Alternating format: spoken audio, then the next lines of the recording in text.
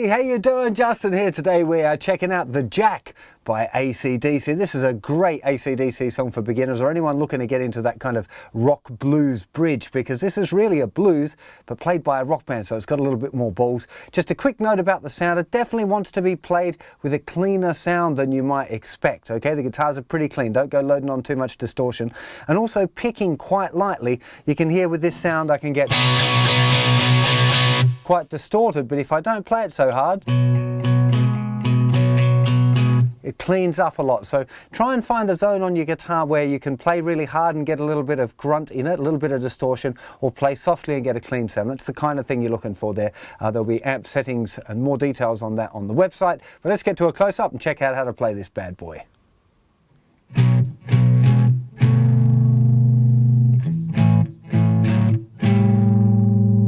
Okay, this is the first pattern we need to check out. Now, before we go into more about the fingering, I just want to explain this shuffle rhythm.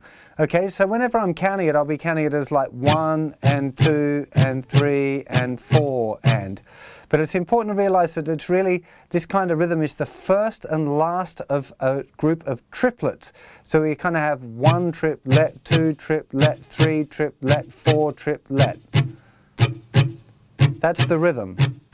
But I'm counting it 1 and 2 and 3 and 4 and. Okay, but don't let that get confused with playing it straight, like 1 and 2 and 3 and 4 and. 1 and 2 and 3 and 4 and. Okay, really big deal.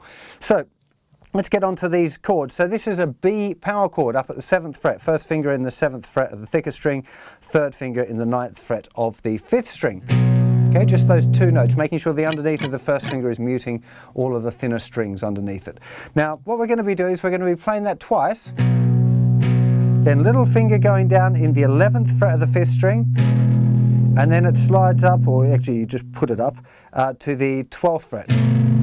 Okay, at that point my third finger is now off the fingerboard. I can't hold it down while I'm doing that stretch. You might have that same problem as well. It doesn't make any difference. So 1 and 2 and 3, 4. There's the count. 1 and 2 and 3, 4. 1 and 2 and 3, 4. Get that right first on the B.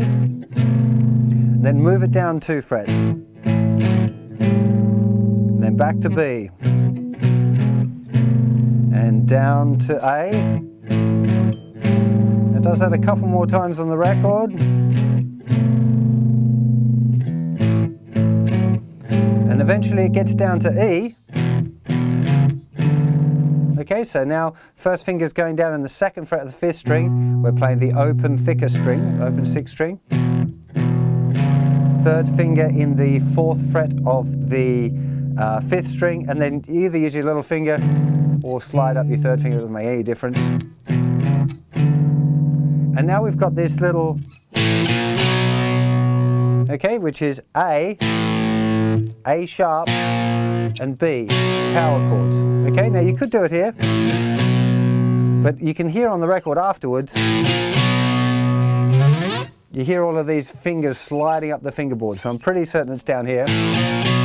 Now a good trick when you're doing this one is to use your 2nd finger on the 2nd fret of the 4th string for the A chord, and that leaves your 1st and 3rd fingers free to go down for the A sharp or the B flat. You don't have to, you could use your 1st finger and then just jump. It's not that quick that you really have to do that, but I quite often play it that way, but it doesn't really make too big a deal if you want to do it that way.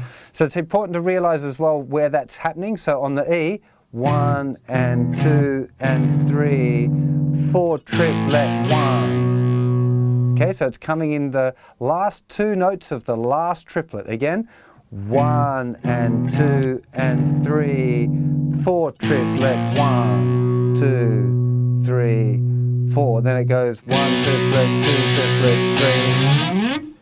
Okay, so it's just, I'm adding my little finger. I'm not sure if it's added on the record or not. It definitely sounds better to me. And then it's going 1 triplet, 2 triplet, 3, 4, 1. Okay, and then we're into the actual verse proper. So into the verse then, we've got that same riff. It does that 4 times on the E.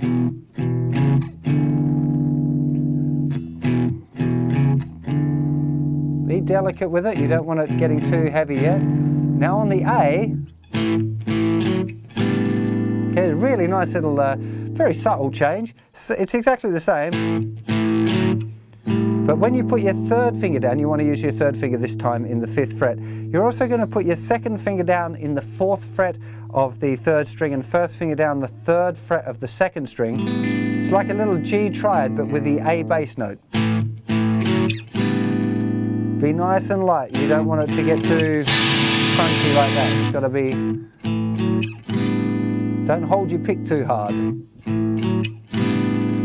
Okay, and then it does all of that again on the E for 4 bars and on the A. Note that on the very last bar of the A, Malcolm is still doing this, but the Angus part starts going. He's building it up for the chorus already, so it depends on which version you want. You might want to do, and then the last bar, pick it up, chorus. Now the chorus is just a straight ahead 12-bar blues here. We're using just the first finger and the third finger, a pretty standard blues shuffle. So 1, 2, 3, 4, 2nd bar, 3rd bar, and do a bit of palm muting as well, into the 4th bar, then move the same shape down a string onto the A for 2 bars, and back to E for 2 bars. Now we go to B power chord, 1 triplet, 2 triplet, 3 triplet, 4 triplet, A, 2, 3, 4, E, 2, 3, 4, 1 and 2. And we've got that little thing there at the end as well on the, right at the end of the chorus. So the E, 2, 3, 4, 1 and 2 triplet, 3, 4.